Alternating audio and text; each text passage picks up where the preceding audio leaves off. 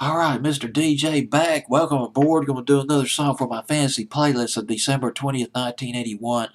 Forgotten 45 now, I believe. Although you probably hear it on the adult satellite station sometimes. Paul Davis, Cool Night, went to number 11 on Billboard's Hot 100 at number 616 on my fantasy playlist.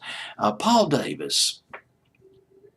It's interesting the things that you learn when you research this records. I didn't know he was on the Bang label. Neil Diamond was on the Bang label for a while back in the 60s.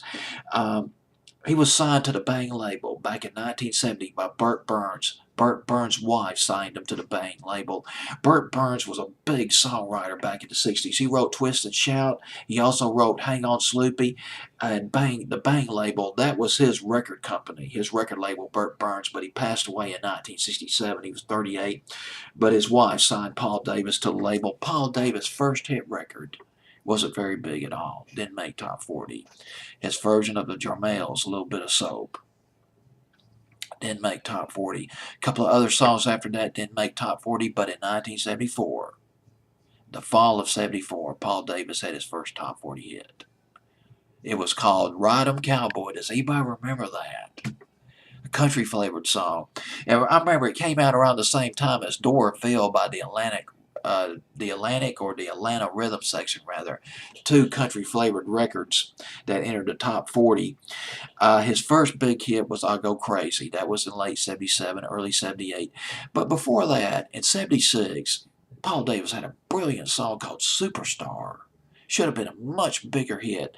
It was a tribute to four stars. It was Linda Ronstadt, Elton John, and Stevie Wonder. And there was somebody else it was a tribute to, but I can't remember the person's name.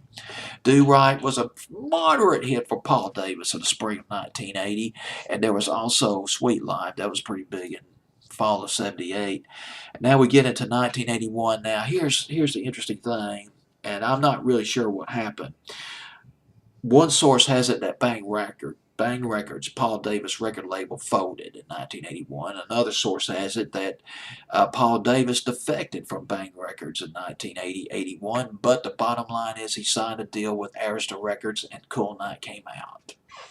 And then 65 Love Affair, probably his biggest hit, spring of 82, came out right after that.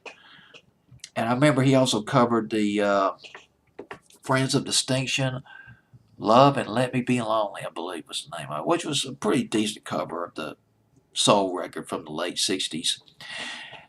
Paul Davis at number 16 with Cool Nights on my fantasy playlist.